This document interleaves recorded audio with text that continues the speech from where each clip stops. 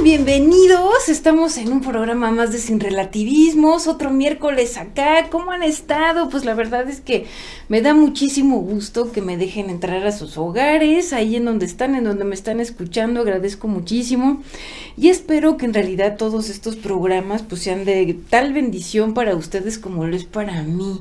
La verdad es que estamos aprendiendo juntos y ya saben que si tienen alguna duda, comentario o aclaración puede ser aquí en los comentarios de Facebook o en mis redes sociales o YouTube también. Así que aquí estamos sin ningún problema. Recordemos que ahorita estamos en la serie del orden de salvación. Entonces estamos viendo cuáles son los pasos que la misma palabra nos está indicando, que es de lo que corresponde, lo que confiere a la salvación, que vemos que es muchísimo más que solamente el perdón de pecados, ¿verdad? Nos estamos dando cuenta que la verdad es que es todo un proceso y va más allá. Entonces, recordemos que como base de la orden de salvación está primeramente la expiación y la gracia común. Esa es la base, ese es el fundamento completo donde recae, donde verdaderamente somos salvos y todo lo que sigue después. Entonces, estamos viendo acerca de lo que es la elección, lo que es el llamado y lo que es la regeneración, que es lo que acabamos de ver. Vemos que estos tres pasos en realidad pues son como que la voluntad de Dios, ¿verdad?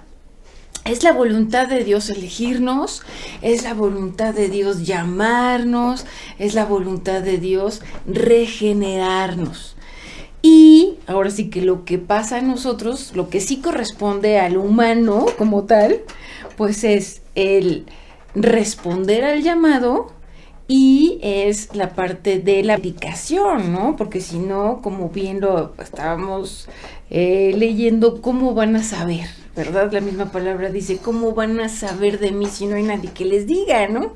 Y para eso estamos aquí el día de hoy. Justamente vamos a seguir viendo los otros dos puntos, que es la conversión y es la justificación. ¿Por qué es bueno entender cada uno de estos puntos? Pues porque así les da un significado, no solamente teórico, de conocimiento, sino en nuestro espíritu. Nos puede ayudar a conocer cómo estamos, en dónde estamos, si nos dejamos, si no nos dejamos y en dónde estamos en parte del proceso. Como vimos, también nos ayuda a aumentar nuestra fe y sobre todo nos ayuda a tener claros los conceptos para saber qué orar y cómo podemos orar por otra persona. Si queremos que el Señor los llame, que el Señor los convierta, ¿es eso parte del Señor? ¿Es parte de lo que nosotros hacemos? ¿Cómo es? Entonces está genial el poder distinguir y dar significado a cada uno de estos pasos y saber de quién es la voluntad suprema, de dónde pasan estos puntos, estos elementos. Como por ejemplo la elección, pues es paso de Dios completamente. El llamado es paso de Dios conjuntamente con la predicación humana. Estamos hablando la regeneración. La regeneración es un paso soberano completamente de Dios, completamente de Dios. Él llega a nosotros. Ahora sí que ahí nosotros no, ahora sí, Dios, cámbiame esto, cámbiame esto. En la parte de la regeneración como tal, es que el Señor viene a nosotros, nacemos de nuevo, es un nuevo espíritu. Como dice 2 de Corintios 5:17, y lo vamos a ver. De modo que si alguno está en Cristo, nueva criatura es. Las cosas viejas pasaron, he aquí todas son hechas nuevas. La regeneración divina trae resultados en la vida cotidiana. Y eso es enteramente de parte del Señor. Nosotros nos empezamos a dar cuenta que estamos cambiando, que nuestros ojos ya no ven de la misma manera lo que antes veíamos, no sé, a lo mejor hasta películas, hasta música o inclusive reuniones, personas, empezamos a ser transformados, empezamos a verlos desde otro lente. Esto es parte de la regeneración y esto es solito obra de Dios, solito obra de Dios. Entonces, ¿qué pasa con la conversión? ¿Qué es diferente? Porque luego nos podemos como confundir en la regeneración y en la conversión. ¿Qué es la conversión? Bueno, pues la conversión se da después de la regeneración. ¿Por qué? Porque es necesario que el Señor haya llegado a nosotros, que realmente esté su espíritu habitando en nosotros para que podamos ver las cosas de una manera diferente e inclusive podamos ser sensibles a tener una convicción del pecado mismo que tenemos.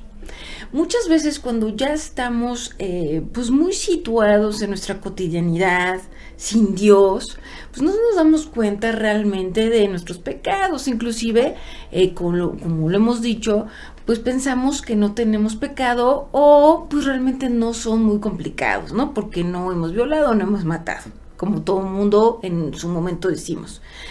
Aquí es diferente. Aquí en la conversión, el espíritu que ya está regenerándonos, que ya nos está dando una nueva vida, que ya empezamos a ver pues el mundo desde otra perspectiva, nos da esa convicción del pecado, de un pecado que nos aleja a Dios, por más pequeño que a lo mejor nosotros pensamos que sea. La conversión se da entonces, como les decía, después de la regeneración, porque si no, no puedes tener esa convicción, no puedes tener realmente esa conciencia. Es en realidad, es la conciencia del pecado. Pues no la tienes, no la tenemos realmente. Entonces, la conversión es nuestra respuesta voluntaria al llamamiento del Evangelio. Aquí es cuando nosotros ya respondemos al Evangelio de una manera voluntaria. ¿Qué incluye? Incluye también dos puntos importantes. Incluye fe y incluye el arrepentimiento. Estos dos puntos son súper unidos, no puede haber uno sin el otro y en conjunto forman lo que es la conversión. La conversión es el acto voluntario, mental, o sea, exige un grado de raciocinio, un grado de mente, de un grado intelectual que ya es de nosotros al responder el llamado que el Señor nos hace a través de su Evangelio. Como les decía, la fe y el arrepentimiento son partes esenciales. Y aquí vemos Juan 1:12. Juan 1:12 nos dice: mas a todos los que le recibieron, a los que creen en su nombre, les dio potestad de ser hechos hijos de Dios. Ok, es a todos los que le recibieron, a todos los que creen en su nombre. Pueden ser llamados hijos de Dios. A los que no le han recibido, a los que no creen en su nombre, esos no son hijos de Dios. Por eso no todos somos hijos de Dios. Solamente aquí dice a los que le recibieron y a los que creen en Él. Esto está también, bueno, vamos a ver Mateo 11, del 28 al 30, que nos dice: venid a mí todos los que estáis cargados y trabajados, y yo los haré descansar. Llevad mi yugo sobre vosotros y aprended de mí, que soy manso y humilde de corazón. ¿Y qué? Hallaréis descanso para vuestras almas, porque mi yugo es fácil y ligera mi carga. La conversión se da al aprender de Él, de esa humildad. Justamente este versículo ya lo habíamos leído en el llamado. Aquí el Señor nos está haciendo el llamado a descansar en Él, y justamente es responder a ese llamado. Eso quiere decir en confianza, en humildad, les digo, haciendo un ejercicio pues mental, ¿no? De convicción, de conciencia, de voluntad, en responder justamente a esa salvación. Y aquí es súper importante ver cómo las personas que inclusive conocen de Dios o que inclusive aceptan que Jesús es Dios, no necesariamente son sus hijos y no necesariamente se convierten. Y esto es un punto así como el dedo en la llaga, justamente porque aquí el Señor nos está diciendo que a los que le recibieron y los que creen en su nombre. Entonces la conversión se da en un paso más allá que solamente el conocimiento o solamente el aceptarlo como conocimiento. O sea, de, ok, te conozco, ok, va, pues sí, pues puede ser el Hijo de Dios. Jesús, pues órale, sí va, acepto que Jesús es el Hijo de Dios. Ok, esa no es una conversión. Por eso es súper importante darle significado a cada uno de estos pasos, ¿verdad? Entonces, las personas que son buenas, ¿no? Tenemos muchos ejemplos, tenemos muchos familiares, muchos amigos que no son conversos, pero son muy buenos y dicen, no, pues es que solamente lo que le falta es aceptar a Dios, pero realmente su vida es ejemplar. Y wow, gloria a Dios. Pero recordemos que ahí solamente es que se está habitando en la gracia común. Prácticamente le falta lo más importante, que es ser salvo y es ser convertido y vivir a la luz del Espíritu, que ya es nuevo en él. O sea, realmente eso es lo que le falta, que es prácticamente todo.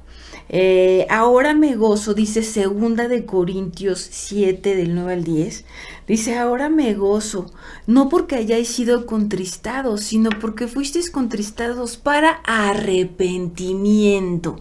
Aquí está esta parte, para que el Señor nos constriñe, para que sentimos dolor, para arrepentimiento, porque habéis sido contristados según Dios. Eso es diferente. El Señor nos ayuda a realmente arrepentirnos, para que ninguna pérdida padecieseis por vuestra parte, porque la tristeza que según Dios produce arrepentimiento para salvación, de que no hay de qué arrepentirse, pero la tristeza del mundo produce muerte. ¿Ok? Empiezo a ser consciente de mis pecados, empiezo a ser consciente de lo malo que realmente soy. ¡Wow! ¡Qué abrumador!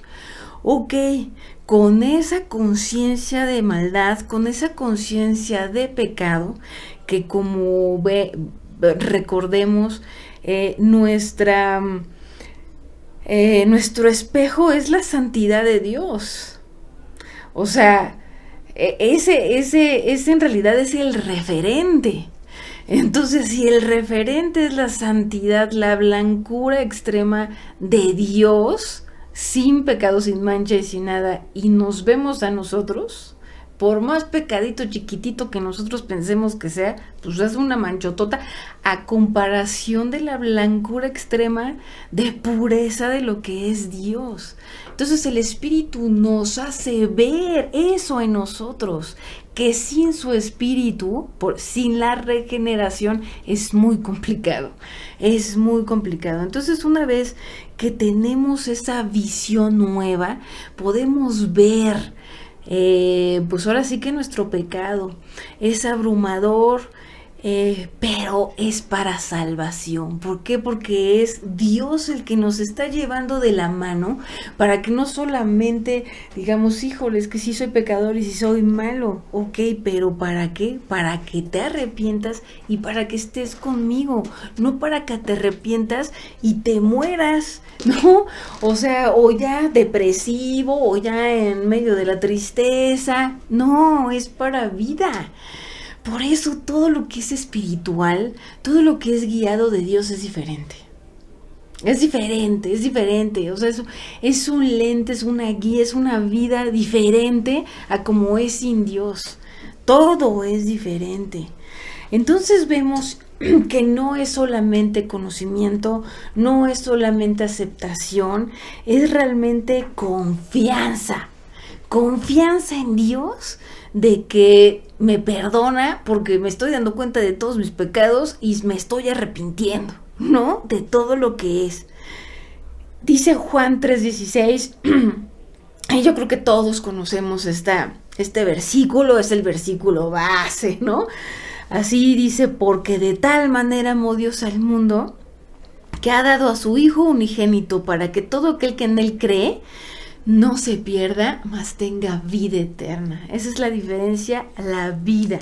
Entonces vemos que el arrepentimiento es una tristeza sentida en el corazón por causa del pecado, que te hace renunciar al pecado y arrepentirte del pecado, y el acto seguido pues es caminar en obediencia. O sea, obviamente no te quedas ahí. Entonces eso quiere decir que el arrepentimiento guiado por Dios no es culpa. Ay, no, así. No es remordimiento. Ay, no, pues que sí, y así, y se queda en ese nivel. No, el arrepentimiento es más profundo, es muchísimo más profundo el arrepentimiento. Entonces aquí vemos cómo muchas personas dicen, ay, sí, no, pues es que, a ver, fue violador y fue asesino, y ya conoció a Dios, se arrepintió y ya, ¿cómo Dios los perdona? No, pues es que sí, verdaderamente no están teniendo este concepto de lo que es el arrepentimiento. O sea, si ese violador, si ese asesino se arrepintió verdaderamente, eso le dolió. Le dolió. ¿Por qué? Porque entonces está dejando que el Espíritu de Dios confronte lo que Él es. Supongo que no ser nada agradable, supongo que ha de ser bastante doloroso, y entonces es cuando el Señor los perdona. En el verdadero arrepentimiento. Por eso es decisión, por eso es consciente. Justamente no es así tan fácil como lo decíamos en algunos de los programas. No es fácil, no es nada fácil. Generalmente no queremos vernos a nosotros mismos y queremos ver solamente lo bueno y no lo que realmente el lado B, C y F que todos tenemos. Aquí el Señor en su pureza es nuestro espejo, es nuestro espejo. Entonces, tanto el arrepentimiento como la fe aparecen al principio de la vida cristiana, como le estamos viendo. Es la conversión, es un acto voluntario de nosotros. Aquí el Señor nos ayuda, pero quien da el paso somos nosotros para la conversión. Siempre van juntos. ¿Estamos de acuerdo? No te puedes arrepentir y el Señor no te puede dar esa vista de quién tú eres si no tienes fe y esperanza en el que Él realmente lo va a perdonar y que realmente es para vida. ¿Se dan cuenta? O sea, van completamente de la mano. No puede existir el uno sin el otro. No puede haber el uno sin el otro. Y tanto el arrepentimiento como la fe siguen a lo largo de nuestra vida cristiana. ¿Por qué? Porque sigue el caminar, siguen las pruebas, siguen pues el sufrir de la vida. Entonces eso nos lleva a querer seguir teniendo mayor fe, ¿no? Vamos a necesitar cada vez mayor fe. Somos pecadores, vamos a seguir siendo pecadores. Cada vez menos, obviamente, pero el hecho del arrepentimiento va a seguir siendo. Entonces, estos dos puntos como iniciales en la conversión es el principio, es la conversión básica de muerte a vida. Muerte espiritual a vida espiritual. Y a partir de ahí, pues a seguirle, creciendo en fe y siguiendo en humildad, caminando junto con Él, como nos dice, su yugo es fácil, ligera su carga, seguir arrepintiéndonos con Él, ¿no? De su mano, ¿no? De su mano. Y entonces aquí, pues es cuando llegamos a la parte de la justificación. Este tema, la verdad es que es muy largo, es muy profundo. ha sido tema de mucho debate teológico a lo largo de algunos siglos para acá. La verdad es que la parte teológica de la justificación ha recibido como muchos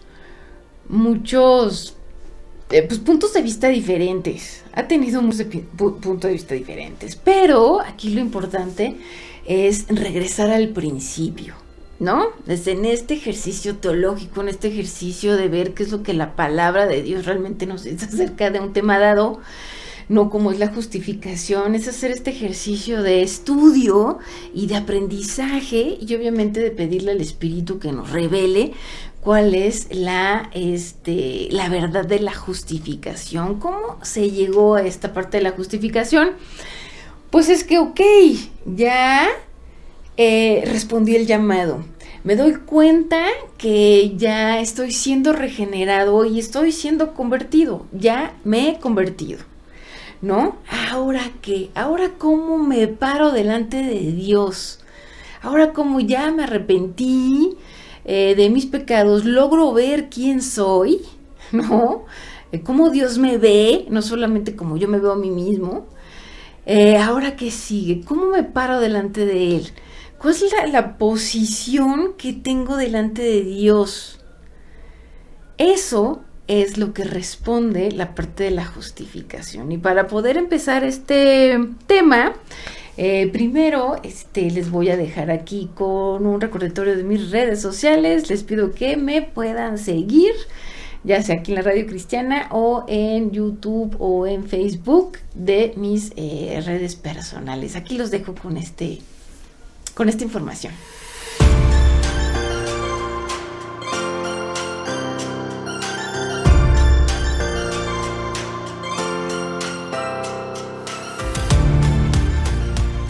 Ok, qué interesante, ¿no? La verdad es que aquí vemos quién fue uno de los primeros que decidieron regresar a la parte de la justificación, ya sea por revelación del Espíritu Santo, porque seguramente él ya había leído Romanos antes, pero fue justamente una revelación del Espíritu Santo que les recordó Romanos 1:17, y aquí podemos empezar a ver cuál es nuestra posición delante de Dios después de ser conversos. Dice, porque en el Evangelio la justicia de Dios se revela por fe y para fe, como está escrito, más el justo por la fe vivirá. ¿Ok? Aquí justamente Lutero se dio cuenta que no era por obras. No es por obras que realmente tu posición delante de Dios, legalmente por así decirlo, es por fe y es buena. Es por fe. ¿En quién? En Él, en Cristo, siendo hijos, como lo acabamos de leer. La fe es la que nos posiciona en esta parte de justicia, en esta parte de justificación. Entonces, ¿podemos ser justos delante de Dios? Pues vemos que sí, justamente la misma palabra nos está diciendo que podemos ser justos. ¿Cómo y cuándo podemos ser justificados? Pues el libro de Romanos, como les decía, está, creo que es, porque no nada más es en un capítulo, en muchos capítulos, casi todo el libro de Romanos, que les invito a que puedan leerlo. Realmente es toda una argumentación de la justificación de Jesús para con nosotros. O sea, realmente ahí en muchos versículos de Romanos, Pablo nos está diciendo por revelación del Espíritu Santo cómo es que Cristo nos está justificando. La justicia de Dios actúa en Jesús, pero yo soy el declarado justo y entro en la familia de Dios. Aquí es un otro elemento del que vamos a hablar el siguiente programa, que es parte de la adopción, que también es un tema muy interesante y que va muy ligado a la justificación, porque una vez al ser justificado también somos adoptados. Pero entonces la justicia de Dios actúa en Jesús, justifica a Jesús, y Jesús nos justifica a nosotros, nos da esa gloria, nos da esa justificación a nosotros porque le ha placido. Por eso, como hemos reiterado desde que vimos la expiación, no podemos ser salvos sin Jesús, ¿verdad? Aquí vemos Romanos 8 del 33 al 34 que dice: ¿quién acusará a los escogidos de Dios? Dios es el que justifica. ¿Quién es el que condenará? Cristo es el que murió, más aún el que también resucitó, el que además está a la diestra de Dios y el que también intercede por nosotros. Él es el único que está a la diestra del Padre intercediendo por nosotros.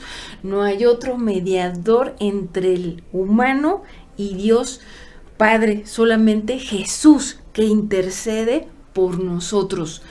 No virgen, no santos, no muerte, no nada. Aquí lo vemos contundentemente. El único que está a la diestra del Padre intercediendo por nosotros es Jesús. En Él es todo y por Él es todo. ¿Nos damos cuenta? Por eso el Señor lo ha exaltado hasta el máximo y por eso su nombre sobre todo nombre y su poder es sobre todo poder. Aquí vemos cómo nosotros no nos podemos justificar a nosotros mismos, aunque seamos los más buenos de los buenos, según la visión de los hombres, según la regla moral del hombre. Aunque seamos buenos, no es suficiente. El único que justifica es Dios y Él, por su bendita misericordia y voluntad, es quien nos declara justos a nosotros. ¿Cómo funciona? Pues yo me arrepiento, pero ¿cómo sé que Dios me perdonó? Porque somos justificados, ¿no? Por eso la justificación es el paso siguiente a la conversión. O sea, el Señor nos da una posición legal justa delante de Él. Y aquí no solamente es una posición que se nos ha quitado nuestros pecados y podemos verlo a Él y podemos estar como parados frente a Él, ¿no? Porque si aquí es donde vemos que la salvación no solamente es el perdón de pecados. Porque, por ejemplo, si nada más fuera el perdón de pecados, quedaríamos como neutros, ¿no? Quedaremos como neutros, o sea, ok, yo soy pecador, me convertí, realmente respondo al llamado y pues ya no hay pecado en mí, empiezo una nueva vida, pero de cero. Y vemos que no es así porque dice que el Señor nos justifica. Él es quien nos justifica.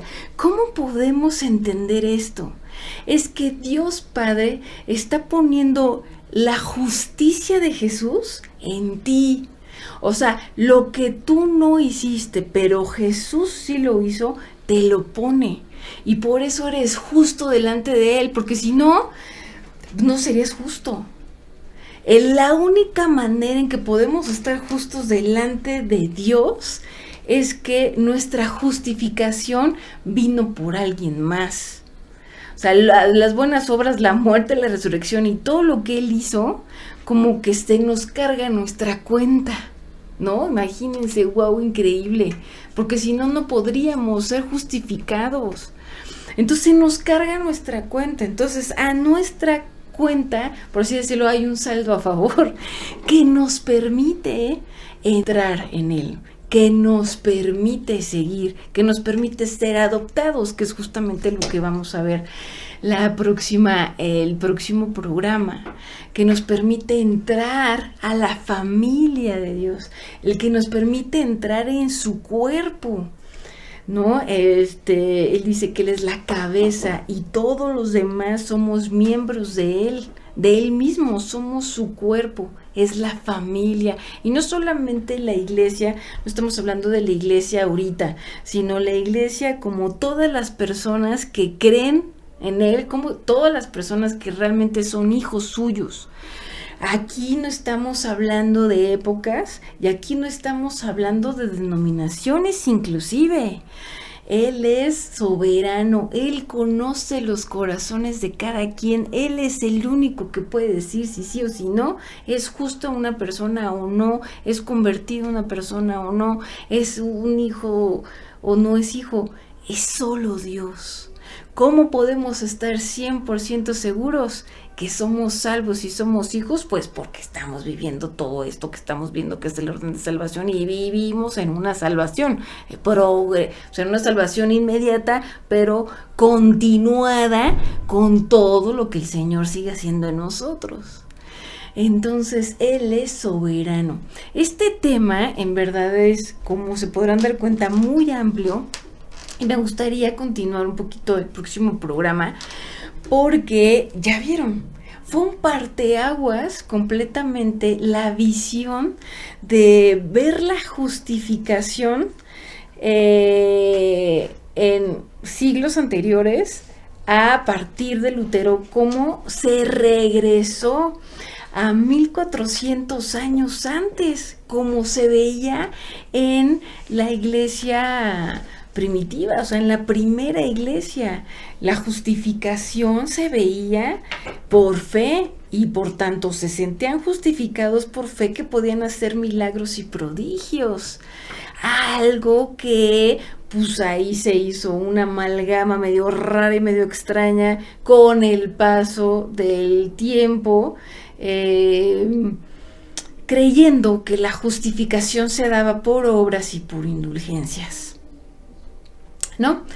Entonces, bueno, espero que haya sido de gran interés este programa. Los espero el próximo miércoles.